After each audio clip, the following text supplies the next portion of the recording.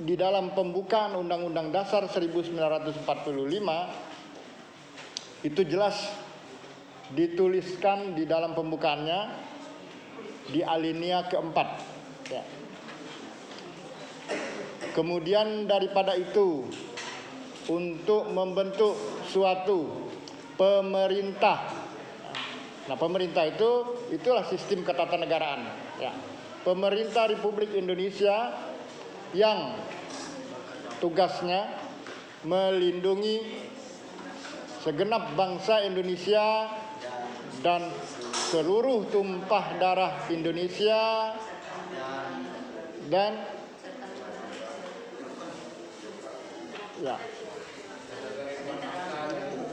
dan seterusnya, ya. Anda harus tahu, maka ujungnya disusunlah suatu kemerdekaan Indonesia dalam suatu negara yang berkedaulatan rakyat berdasarkan kepada. Nah itu ya. Jadi ingat, pemerintah itu disusun berdasarkan kepada apa? Itu kalimat berikutnya. Ketuhanan yang Maha Esa, kemanusiaan yang adil dan beradab, persatuan Indonesia, kerakyatan yang dipimpin oleh hikmah kebijaksanaan dalam permusyawaratan perwakilan, serta keadilan sosial bagi seluruh rakyat Indonesia. Nah, kalimat-kalimat yang terakhir itu adalah bunyi dari Pancasila. Ya, bunyi dari Pancasila. Jadi Pancasila yang kita maksud sekarang adalah Pancasila yang kalimatnya, kata-katanya seperti yang ada di pembukaan itu dan merupakan dasar bagi pemerintah ini. Ya. Jadi pemerintah kita yang misalnya terdiri dari presiden, wakil presiden, menteri-menteri dan seterusnya itu jelas-jelas susunan pemerintahnya itu tertulis di dalam Undang-Undang Dasar. Ya.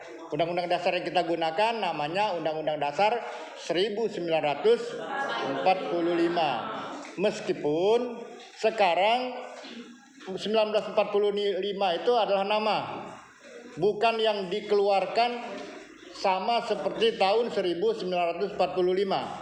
Karena yang sekarang ini adalah sudah mengalami 4 kali amandemen. Jadi isinya sudah tidak sama seperti yang dibuat pada tahun 1945. Ya. Jadi sudah ditambah-tambah. Nah, yang sekarang ini yang diberlakukan untuk pemerintah yang sekarang ini. Karena itu ada Mahkamah Konstitusi. Itu ada tertulis di Undang-Undang Dasar sekarang. Ada Komisi Yudisial, ada Mahkamah Agung dan sebagainya. Sekarang di dalam Undang-Undang Dasar 1945 yang sudah diamandemen, presiden adalah orang Indonesia, warga negara Indonesia sejak kelahirannya. Nah, kalau dulu harus orang Indonesia asli. Ya, kalau dulu, sekarang dirubah. Jadi warga negara Indonesia sejak kelahirannya. Artinya kalau bapaknya orang Cina, ya, kalau anaknya itu lahir sudah warga negara Indonesia bisa jadi presiden. Kalau bapaknya orang Jepang, ya, lahir sudah sebagai warga negara Indonesia, bapaknya berubah jadi warga negara Indonesia, kemudian lahir anaknya begitu. Maka anaknya itu bisa menjadi presiden Indonesia. Kalau dulu tidak, harus orang Indonesia asli. bapaknya orang Indonesia, neneknya orang Indonesia, puyangnya orang Indonesia, ya, itu yang asli. Ya. Jadi kalau sekarang sudah dirubah, kalau dia lahir sudah sebagai warga negara Indonesia, bukan gara-gara dia pemain sepak bola, berubah warga negara Indonesia nyalon presiden, tidak bisa. Ya. Kecuali kalau dia punya anak, anaknya lahir sudah sebagai warga negara, maka anaknya bisa jadi presiden, misalnya gitu ya. Tapi yang penting Anda pahami bahwa Pancasila itu di dalam sistem ketatanegaraan Indonesia, baik pada awal Indonesia merdeka sampai sekarang, itu merupakan dasar dari pemerintah, dari negara, dari sistem ketatanegaraan Indonesia. Itu jelas ya, Anda perlu ingat itu. Artinya kalau di dalam sistem ketatanegaraan yang sekarang misalnya ada yang tidak berdasarkan Pancasila, ya, misal ada menterinya itu ateis, tidak beragama, berarti itu tidak sesuai dengan Pancasila. Anda perlu mengkritisi itu, ya. Jadi kalau misalnya Anda tahu ada menteri yang ateis, Anda bisa menggugatnya, karena menteri itu harus sesuai dengan Pancasila, harus berketuhanan yang Maha Esa. Kemudian kalau ada menteri yang korupsi, ya, korupsi itu melanggar apanya di Pancasila? Melanggar semuanya, ya. Ya, semuanya dilanggar kalau orang korupsi itu. Tidak berpersatuan. Kalau korupsi itu berpersatuan, urung dia korupsi. Tidak berkemanusiaan. Barang uang milik rakyat miskin. Embatnya itu tidak berperikemanusiaan. Pasti tidak berketuhanan, karena Tuhannya pasti melarang. Janganlah mencuri, ya, itu kan suatu larangan dari Tuhannya. Agama apapun, ya, Islam, Kristen, Hindu, Buddha, itu dilarang mencuri, tidak boleh mencuri. Korupsi itu kan bentuk lain, nama lain, wujud lain daripada mencuri. Jadi kalau korupsi, wajar dia harus disingkirkan dalam sistem ketatanegaraan, harus dikeluarkan. Jadi tidak boleh ada di dalam sistem ketatanegaraan. Jadi Anda sebagai mahasiswa, ya, bukan saya mengkompori, tapi itu tugas Anda sebagai generasi pewaris negara ini. Jangan sampai Anda mewarisi negara yang sudah ada keruan, jangan. Ya. Yang menyebabkan tidak keruan itu pemerintah sekarang, jangan. Anda dari sekarang pun harus mengkritisi supaya pemerintah sekarang sistem ketatanegaraan tetap di jalur yang sesuai, di jalan yang benar, berdasarkan atau sesuai dengan Pancasila. Ya, itu yang perlu Anda ingat, ya. Pelajaran kita tentang Pancasila ini bukan sekedar hanya membuang-buang waktu saja, tapi merubah pola pikir Anda. Ya, Anda adalah pewaris negara ini. Karena itu Anda harus bertanggung jawab agar pemerintah sekarang, pemerintah ke depan adalah pemerintah yang berdasarkan Pancasila. Ya.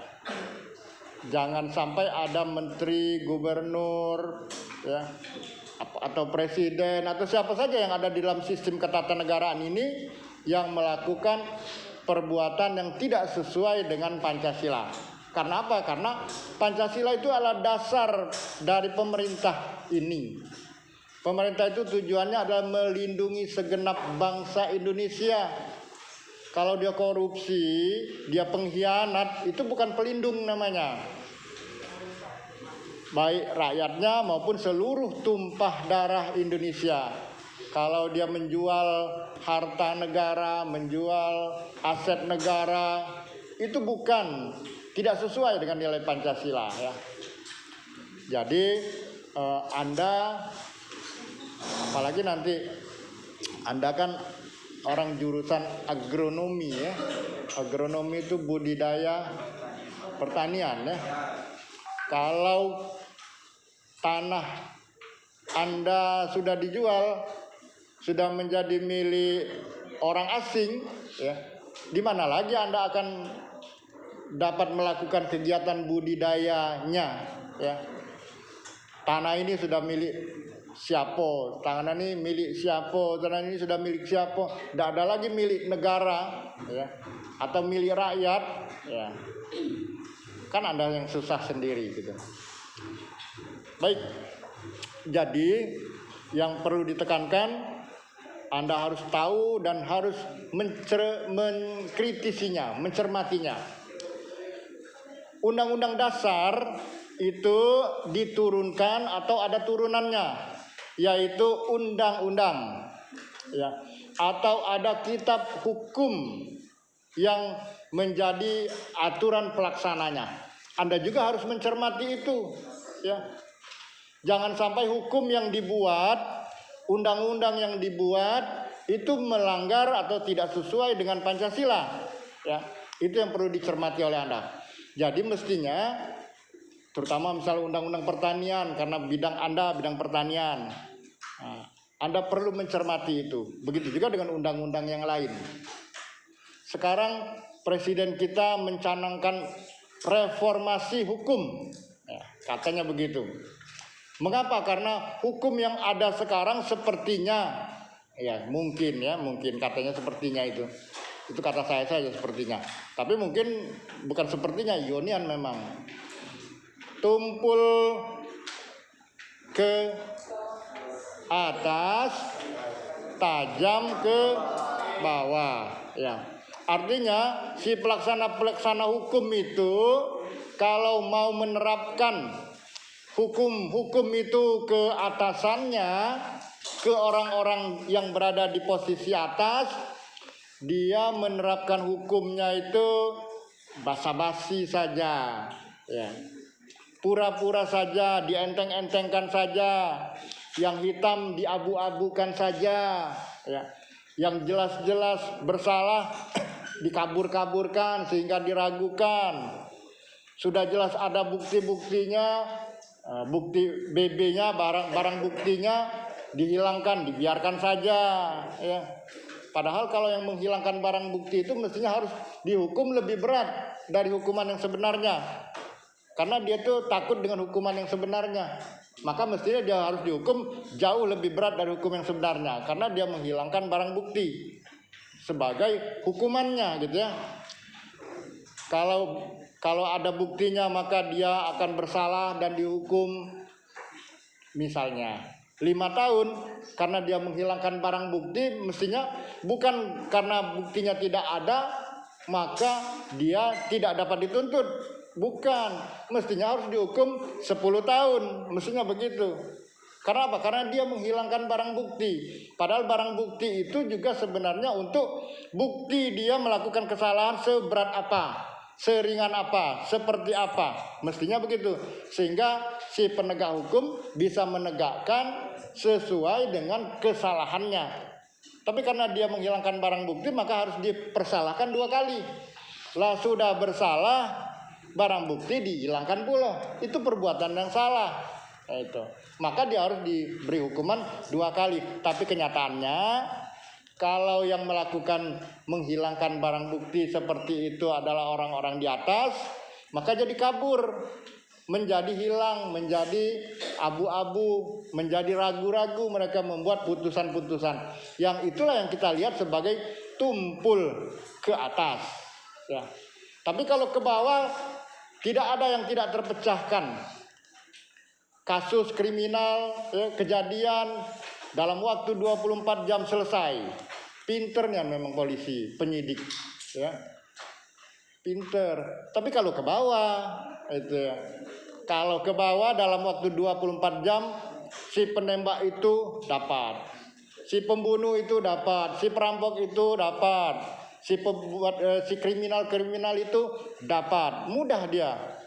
Memang ilmunya sudah ada dia. Tapi kok kalau ke atas tidak jelas. Lah sudah jelas-jelas, wong di dalam ruangan itu cuma berapa. Tapi tidak baca dituntut si anu apa si anu. Dicari-cari alasan, dicari-cari niat, dicari-cari hayalan segala macam misalnya aja. Itu tumpul ke atas, tajam ke bawah. Mungkin itu yang salah satu penyebab reformasi hukum. Tapi hati-hati, nanti reformasi kalimatnya baik, kenyataannya tidak baik, menjauhkan hukum dari Pancasila. Ya. Menjadikan hukum itu harus apa? Ujung-ujungnya liberal, ujung-ujungnya kapital, ujung-ujungnya komunis. Misalnya itu yang harus juga Anda cermati. Hukum walaupun mau direformasi, tetap dasarnya harus berdasarkan kepada ketuhanan yang Maha Esa, kemanusiaan yang adil dan beradab, persatuan Indonesia dan seluruh nilai-nilai Pancasila tersebut. Itu yang menjadi dasar reformasi. Ya, jangan reformasi ujung-ujungnya menghilangkan nilai-nilai Pancasila. Seperti reformasi tahun 1998 kemarin.